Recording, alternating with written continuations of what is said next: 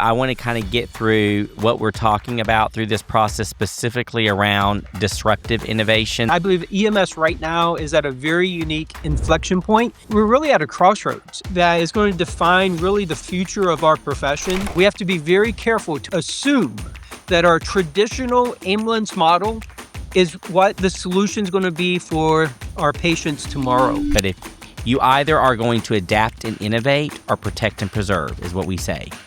Those that are trying to protect and preserve, you will become obsolete over the next 10 years.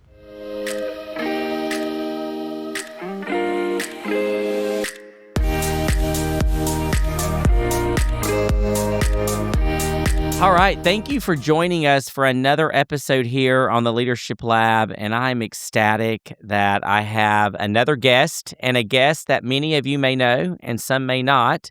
But Donnie Woodyard, I want to say thank you for joining me here for an episode of the Leadership Lab. It's a joy to be here, Asbel. Really appreciate the opportunity. Yeah. Absolutely. Well, kind of funny fact here, or a fun fact, but I met you, Donnie, many moons ago. In Cajun land or Louisiana. I think it was the first time that our paths crossed. Different lifetime, different life, and you were working for the state. I'll never forget that. And then just a long time later, our paths have crossed or whatever. But yeah, it's kind of a fun fact. Yeah, it is. I came to Louisiana without ever being there. And boy, I had some things to learn. And some of them I learned the hard way. Some of them I learned through experience and through friends. But yeah, that was a great time. Well, and the good thing is they're always the good food. So I always like to talk about it's one of my favorite memories of Louisiana. I love it. I still have a house there, so many friends. We got several employees that live in Louisiana, but something about the fun of the food and the festive and just it's an amazing culture. Love it. As well. But first of all, before we get into, we're going to talk a lot about innovation, a lot around artificial intelligence. I know this is something, Donnie, that you have been doing some yeoman's work on. I'm really watching it. There's been a latest article that you published on some things. But before we do there, let's just kind of rewind in. Why don't you introduce yourself in a few minutes about your history, who you are, what you've done, because it's very enlightening. And then I want to kind of first talk about leadership, because you've done some really cool stuff there that I want to ask you some questions about. Why don't you introduce yourself to our audience? Yeah, thanks, Asbel. I think I always have to go back to like the beginning, the early days. And I was a teenager watching Rescue 911 and Emergency and those shows. And there was a chance to take a first aid class at the local volunteer rescue squad. Well, and that hooked me. I did my first aid class, and by the time I was 15, I'd done EMT training and became an EMT, and did that throughout the rest of my high school career, and then became a paramedic. And so, And what state was this in? What state? Yeah, that was in Virginia, and it was in the Appalachian Mountains of Virginia. So, kind of rural, and right in the mountains in the New River Appalachian Trail. And that's where I started. And it's a volunteer EMS. And then, went to college, became a paramedic, became a firefighter-paramedic, kind of did that route in Ohio. And then after that, really had the chance to explore, I like to say, almost every part of EMS. And maybe that's not totally accurate, but, I was able to be an EMS chief and be a paramedic instructor and program director. And then my life kind of took a turn, and I spent 10 years international in South Asia and Sri Lanka, and then back in Haiti and Ukraine and Africa, and then went into kind of state government. That's where we met, in Louisiana. So, a state EMS director there, and then National Registry, the chief operating officer there for about 5 years. Colorado, back in state leadership, and now I'm the executive director of the EMS Compact. So it's really been a fascinating turn, from rural to paid, hospital-based, fire-based, and international. Which I love about, because this has formed your perspective on EMS, and it's been just getting to know your story has kind of given me a window into who you are and why you think the way that you think. So I'm going to pivot to my first, because leadership has been a thing that you have actually published a book on. You've actually published a few books. One was actually on the history of EMS, which if you've not read it, you should get it. It's an amazing book that gives you the historical framework of who EMS is. And then you actually published a leadership book with a compilation of leaders in Yeah. the industry. Why you chose me, I'm not sure, but I enjoyed the contribution to the piece of it. But talk a little bit about literally, feel free to talk about the history of EMS. I think people should go to your website or whatever, but I want you to talk about the leadership and why you're passionate about that. Yeah, let me just set the foundation on, history, and then I'll pivot to leadership real quick. EMS has this fascinating history, and oftentimes we don't know those foundational parts of how we got to where we're at or why things are where they're at. And so I was really just passionate about diving into that and explored that. Through that, a common thread I saw was the power of leadership. And then if I take a little break, I was traveling through Asia and I went through an airport bookstore, had a long flight in front of me, and I picked up this book. And it was called Letters to Leaders. And it was a book that I'd since read probably 20 times, but it was literally that compilation of letters from world leaders to the next generation of leadership. And what I enjoyed about that is each of these major world leaders wrote a letter to the next generation, and it was based on their experience, what they had learned, and their insights, and it was just an incredible resource in my early leadership journey. So I started thinking about EMS, and I started thinking about all the incredible people that's come before us, and then I also realized some of these transformational leaders from like the 1960s, 70s, 80s, some of them no longer with us, others are retiring, others, are passing on, and I wanted to capture their wisdom. And so I reached out to everyone that has been a mentor to me, someone that I've respected, like you and others, and said, "Hey, write your letter, write your chapter, write your wisdom." And then we brought it together, and that was the book that had 43 or 44 contributors and authors. And the nice thing is, people can pick up, find a chapter that resonates with them and dive into it. And if there's a chapter that doesn't, fine, skip it.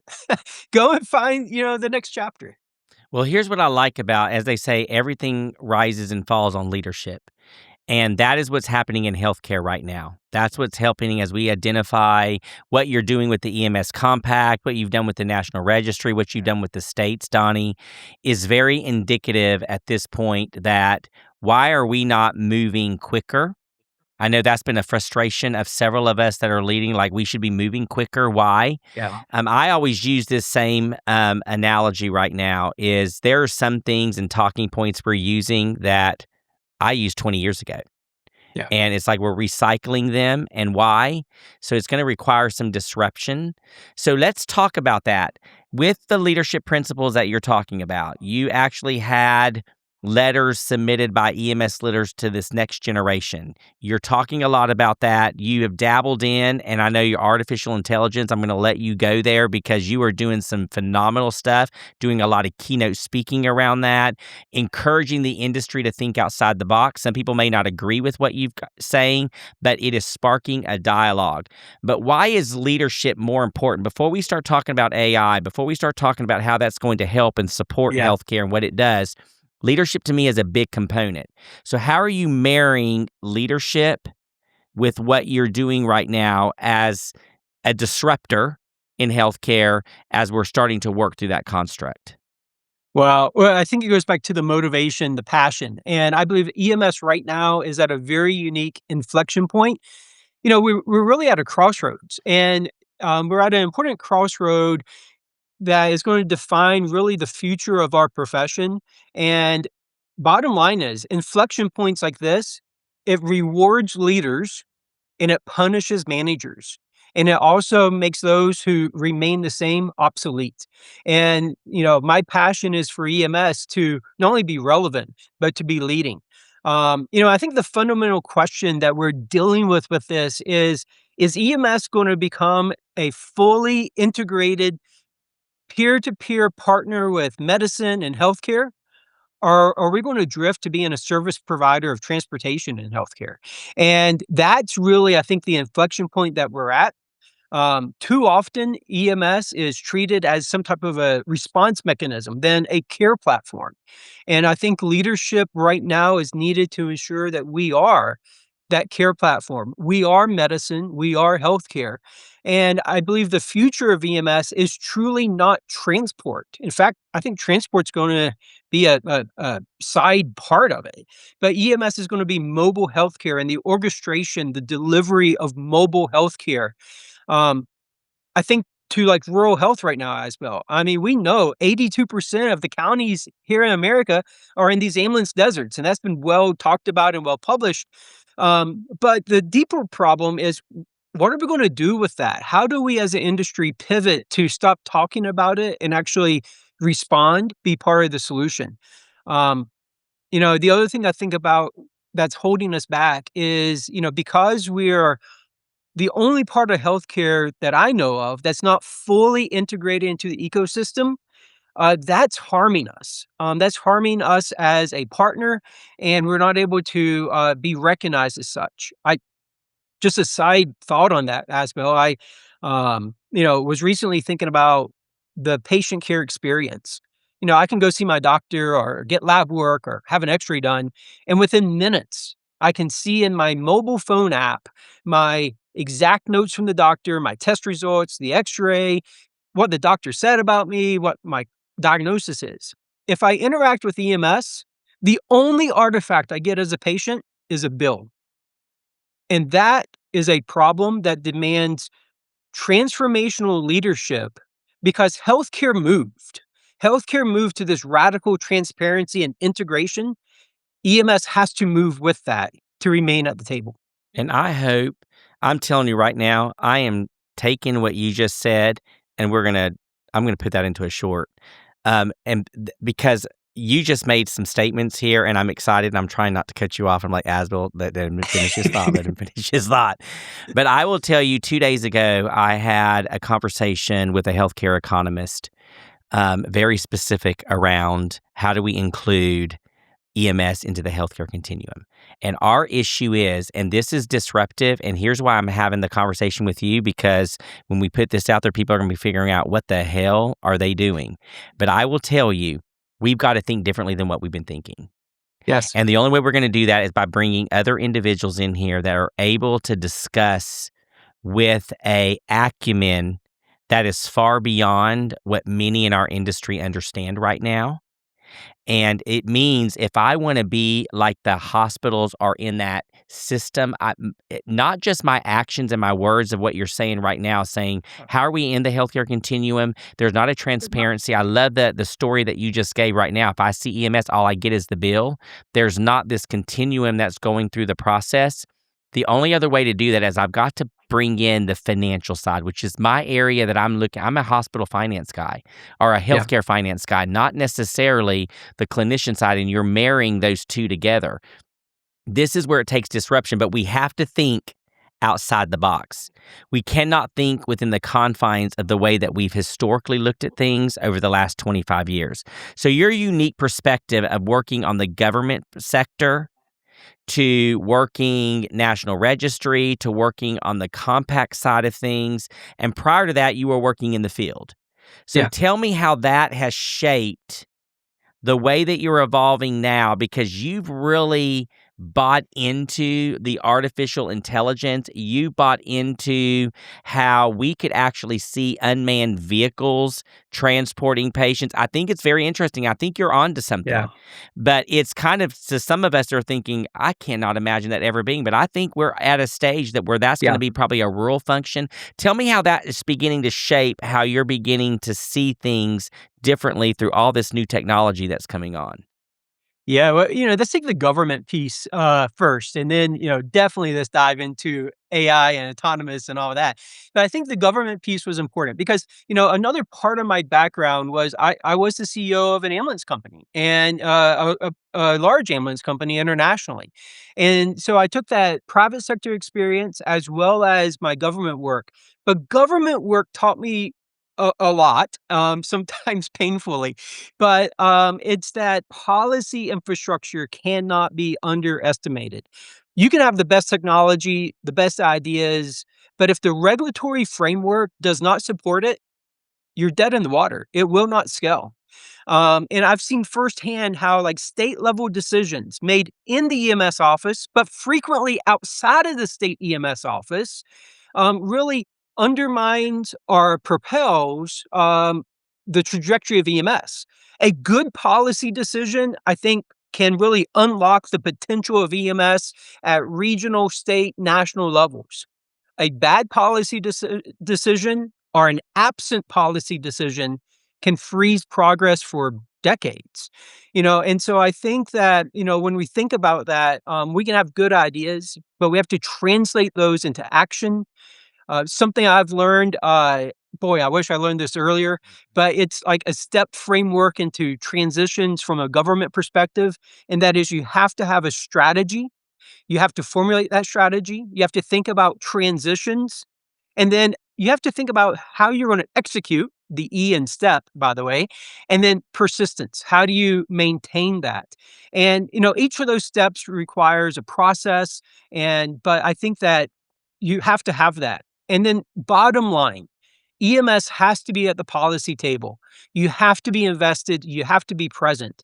I think about some of the amazing things going on right now at the federal level and state level. We have the FAA that's working on, new VTOL technology, vertical takeoff and landing, and drone technology. In those national policy statements, medical transport and pre-hospital transport are mentioned because that's where the industry's going. But what I see absent is actually our EMS colleagues engaged with that. So what does that mean, Asbel? It means other people are speaking for our industry. Other people are making decisions. And by the way, we're talking about a multi-billion-dollar industry that is in a state of flux and disruption, but also translates to enormous potential for someone who can come in and provide a mechanism that is more transparent, that is safer, that is more efficient, that is more cost-effective. And people are looking. And so I hope that our colleagues in the industry recognize that and become present, engaged in the policy, engaged in the forward thinking, rather than just wake up one day and look and say, what just happened? And I think there's many disruptors here in the industry. You're reminding me of a podcast that I did with two individuals. One was Sue Prentice, fabulous senator out of New Hampshire, that basically has indicated as a paramedic, became a senator. She's at the table. She's helping to design the menu. We've got individuals, and this is, I had Jonathan Fight on him. I have on him again because he's a disruptor. So you either like him or you hate him because of how he disrupts. And he'll talk about this himself, and he knows how facetious, but I like that he challenges the norm. And he will go to areas, and he'll sometimes text me, Asbel, nobody is here, and they're talking about EMS, and there is nobody in the building representing and discussing EMS. And that's what you're talking about. There is all of this artificial intelligence that's happening, because I want to swing there to talk about that, because you're right. We are still at the table of transport. We are not at the table as they look at this new innovative technology that's happening. This is where the data companies have to be. This is where the suppliers of maybe the ambulance, whether it's wheeled coach, I'm just throwing stuff out there. But where are we at the table in environments versus we are literally handing the keys to someone else who does not know, and these innovators that are rapidly moving through it? Because what do they say? For every 10 AI companies, only one sustains. So it's just happening. PE is putting so much money in this. It's innovating. And so people are just constantly looking at something, but where is EMS? So talk to me about why you dug into that. There's this one thing that you talked about, and I saw something recently where you're talking about these unmanned helicopters that were coming in. This is being demonstrated right now. It's going to help out rural areas where there's not individual, or like we don't have we have workforce challenges. This is kind of the things that people are exploring right now. Talk to me about where you are with all that. And I know you're doing some presentations, and I want to get a little bit more into that with you as well. Like what are you talking about, and what are you seeing? Wow. Asbel, you just put like 10 things out there No, that I I'm know. I'm gonna passionate have you about. talking for a Yeah. while. No, well, I think if I have one statement, and that is, EMS needs and deserves access to the same healthcare, the same technology, the same innovation that's being implemented with billions of dollars in the rest of the healthcare system. So if I summarize it like that, I think that's the first thing I would say is, I'm not talking about EMS going out and inventing from scratch really anything right now, because this has been going on for decades. What we've seen in the past 48 months is that the technology that's been innovated for decades and being developed for decades has reached a saturation point where it's become normalized in healthcare. I go to my family doctor and, they have their AI scribe right there. You go see a radiologist and it's AI over reading the x-rays or reading them beforehand. Pathology has been using that for years. It's radically changing healthcare. So, the thing I'm trying to say is, hey, EMS, we need to have the same type of professional tools that the rest of healthcare has. And by the Well, and way, they're looking at them, not to yeah, cut you off, but I'm reminded of one of my friends, indicated that her dad went into the ICU, and literally the monitoring of him from the neurosurgeon was all through AI.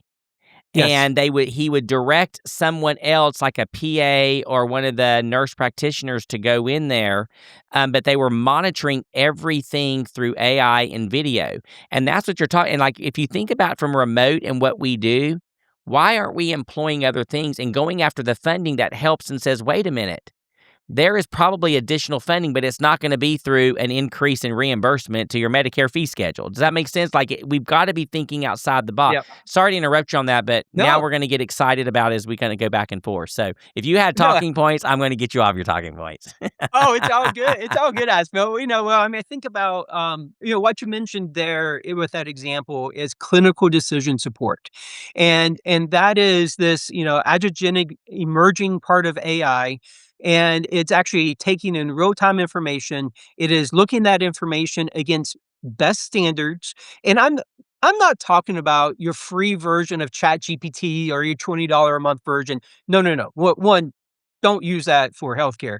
But I'm talking about specialty built systems. And so what that example from ICU is doing is you're using AI technology that's looking at all those data values down to the microsecond, and it's observing trends, changes in patient condition. Think about the times in the back of an ambulance, and I can think about hundreds, if not thousands of patients I've treated. I'm in the back of the ambulance, and I'm trying to juggle 10 different things, I'm holding on as we're going down the road, I'm getting the IV, I'm managing the airway, I'm giving the meds, I'm glancing over at the monitor that might be, falling off the shelf, before they were strapped in my days, and I'm trying to monitor the patient.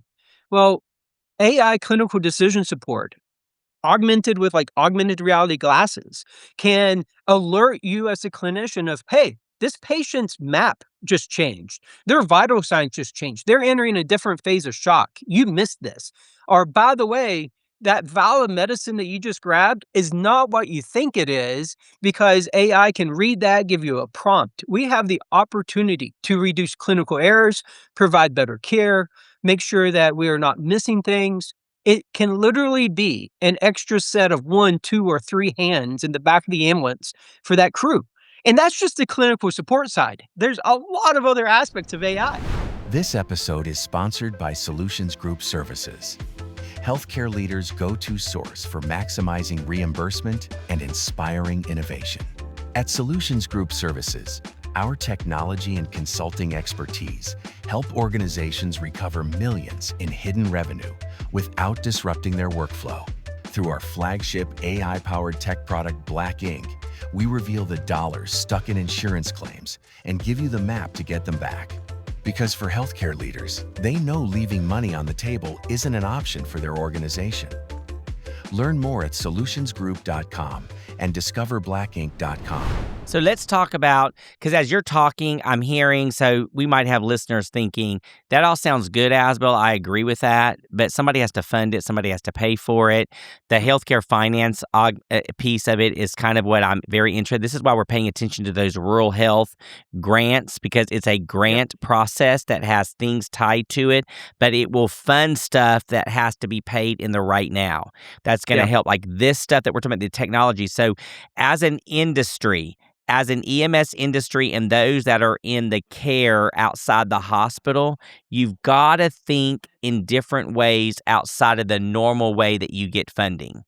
Oh, To Asbel, think through that. I mean, so Donnie, give some examples of what we're talking about, because you worked on all sectors of it, but I want to get people in their thought processes going. This is Jonathan Fight, his issue. They say, Asbel, there's all this funding for people that are not paying attention to it, because a lot of times it's a process or something, but there's ways to get stuff done, and you've got to get out of this mindset. I want to go down the rabbit hole real quick of this $50 billion rural health transformation program. So I have just finished reading every state's proposal. Now, disclosure, I may have missed something. The states are still figuring out implementation. So if I incorrectly throw someone under the bus, hey, I'm sorry, correct me.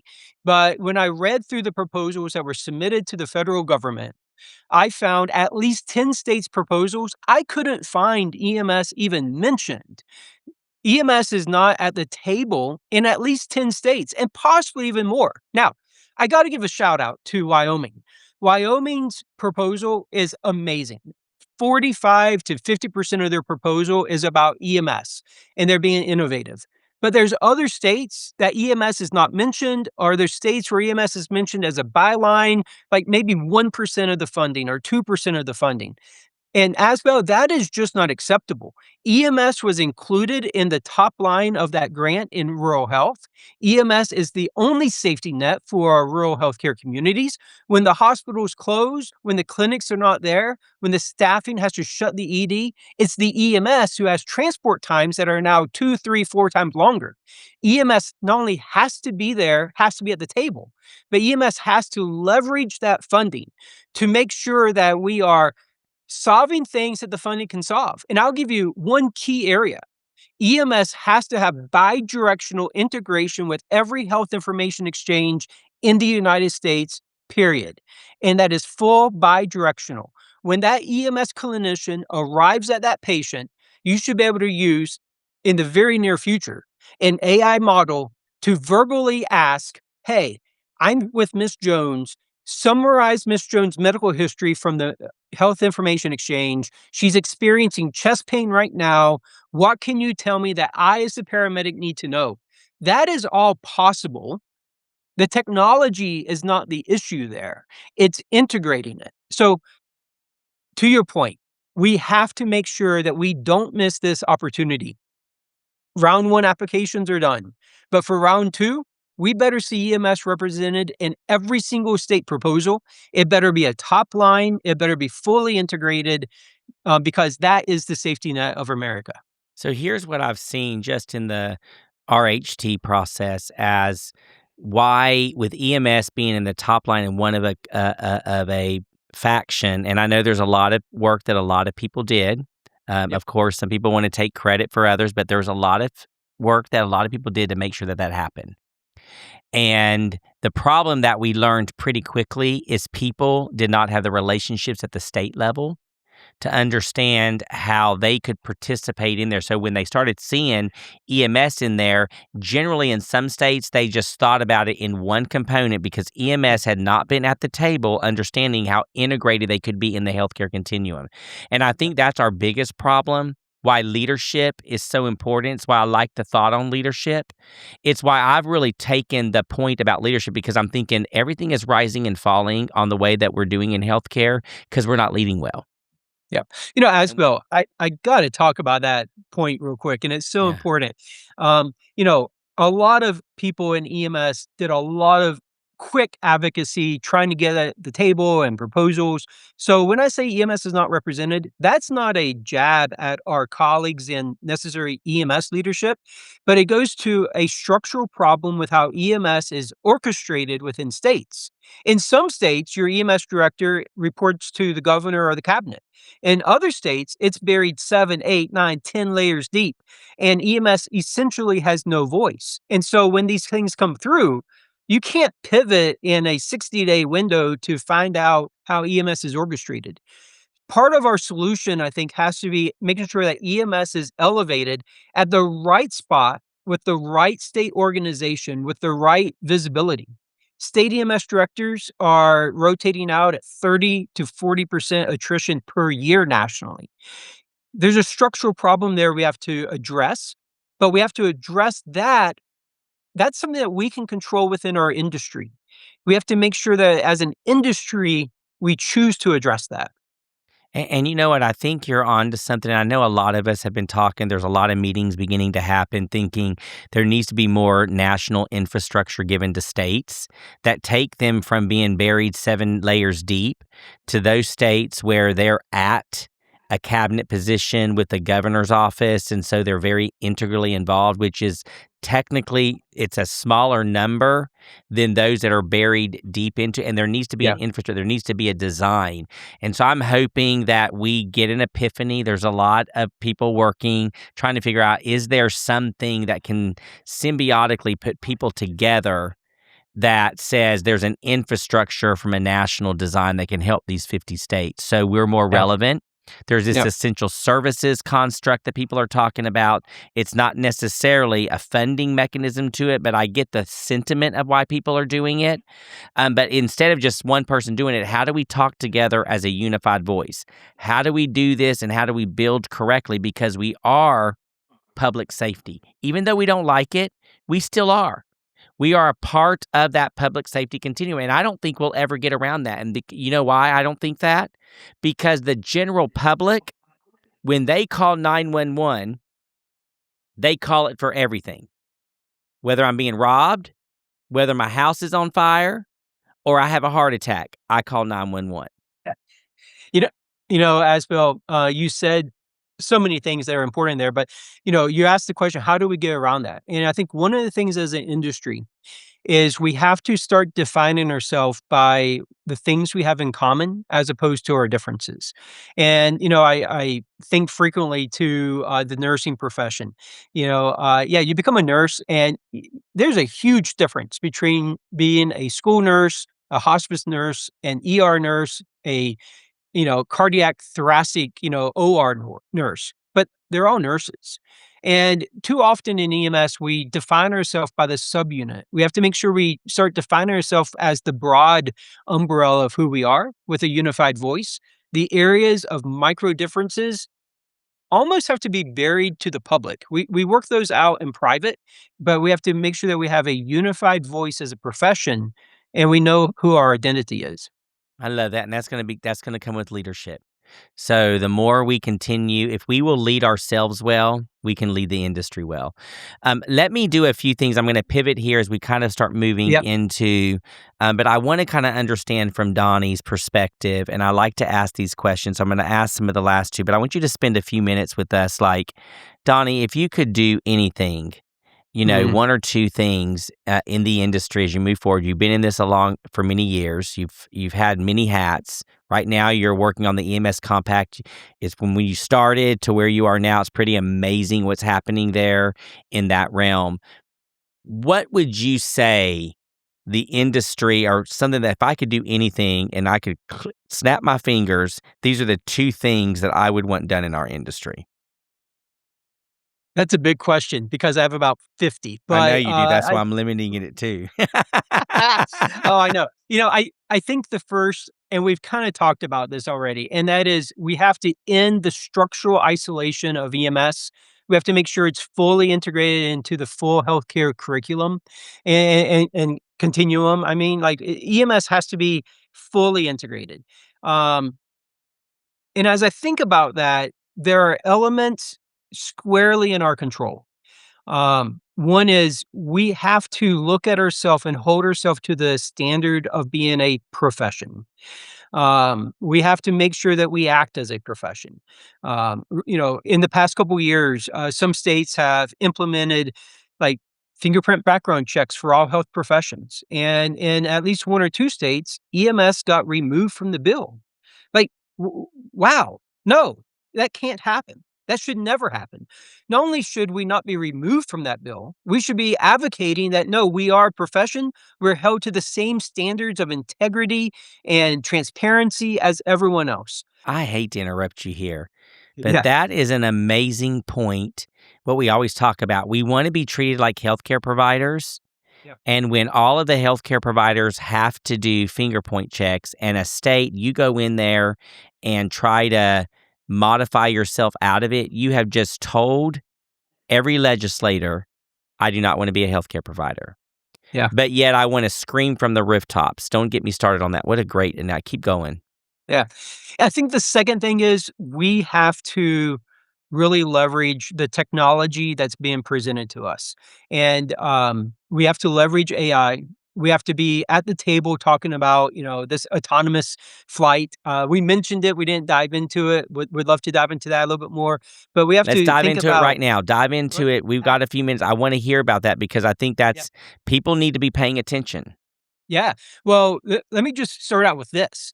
I'm not talking about sci-fi with all this, Asbel. So Singapore just started a pilot program for doing autonomous transport and VTOL aircraft.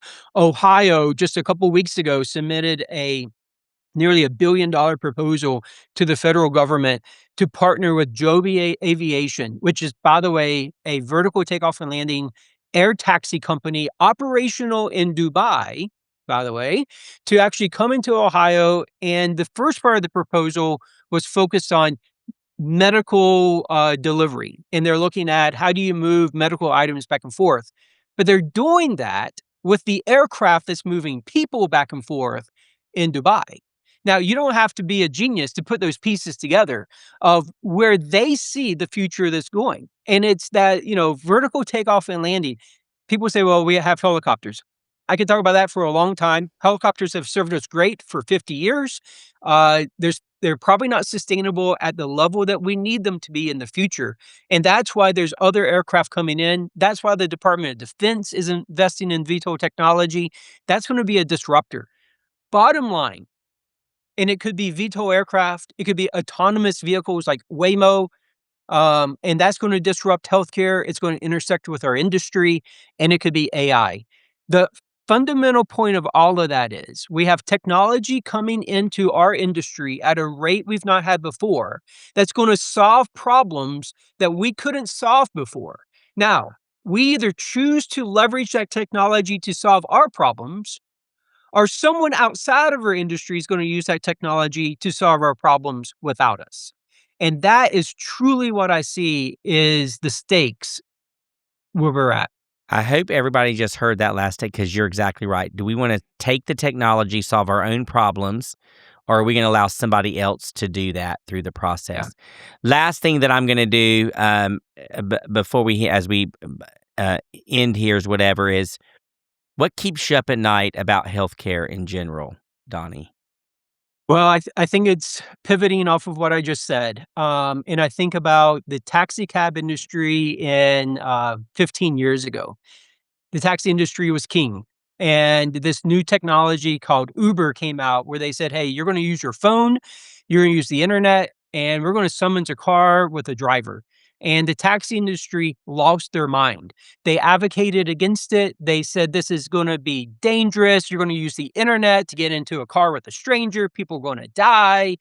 And by the way, their fundamental premise was wrong. The taxi industry said, we will always need taxis because people will always need to go from point A to point B in a city where they don't have their own transport. Taxi industry was very wrong on that point. Yes, people have to move from point A to point B. They don't have to use the current model to do it. And so the taxi industry today has lost 70% of their revenue. Rideshare is taken over. And let's face it, if I have the chance to use a rideshare, I do. It's transparent. I feel safer. I can see my price. I know what it's going to cost me. I've got safety mechanisms. I think that is what's coming into EMS, and that keeps me up at night. We have to be very careful to assume that our traditional ambulance model is what the solution is going to be for our patients tomorrow. And internally, we already know this. We know a traditional ambulance is not the right mechanism for the majority of our patients. They don't need to go lights and sirens. We've tackled that. They probably don't need to go to an emergency department. We've tackled that. At the same time, Asbel, the other part that keeps me up is the resistance I see from our peers. Every time I talk about this, one of my peers and people I respect come to me and say, Donnie, what about the farmhouse that's 2 miles up a dirt road off the main highway, or, transporting the ischemic stroke patient that has to go across, traffic and outside of the boundaries. And, what if? Those are edge cases. And yeah, traditional EMS will probably be the answer for that for decades. But how about the 40%, 50, 60% that our own data shows doesn't need lights and sirens, doesn't need an emergency response, probably doesn't need an emergency department? What about those cases? And those are the cases that someone's going to innovate with the technology already existing to provide something that's more transparent, better integrated into healthcare, but much safer than what we're currently doing it at, with better patient outcomes. I hope it's our industry that does that, and not an external, company that has, investment capital and angel investors that's coming in to see a opportunity for making something that's been unprofitable profitable. I hope it's us that does that. Here is where I'm going to end here, and I just stayed silent to let you talk because I 100% agree with you. There's a lot of us talking about this piece. We either do it or it'll be done to us. And it's going to be really important for dialogues like this to keep happening, to be thoughtful, to be methodical, to have grace in leadership through the process to allow people to move towards that process. But if you either are going to adapt and innovate or protect and preserve, is what we say. Those that are trying to protect and preserve, you will become obsolete over the next 10 years. Those that adapt and innovating are going to use data and technology. But I am 100% convinced right now, Donnie, that it is going to be data and the white coats that lead us forward into the next evolution of what's going to happen in EMS. So the doctors and data are going to drive the next decision making, and that is hard for some of our industry colleagues because we're a new industry. We're just evolving. We're actually in the first generation of it, and so the generation that's kind of in the later years of their career are now moving. This newer generation thinks differently. It's been pretty amazing to understand the dynamic when I talk to my peer level. I talk to some of the older generation that are our matriarchs and the legacy, what I call the legacy EMS individuals, and this newer generation coming in. It's very aligned with what you're saying. They're very adapting. They want to change. Why do we keep doing this stuff when the data is telling us to do something differently? If we can align them and lead well, we will own this piece. If we do not, it will be done to us. So I can't say thank you enough, Donnie, for joining me here.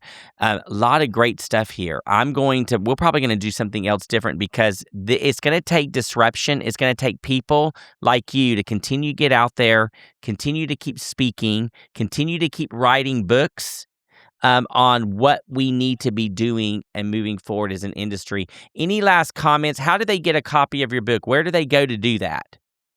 Well, hey, they're available on Amazon and Barnes & Noble. I do have a website, ems-history.com, and, you can look at the books there, but I encourage people, there's a EMS timeline there.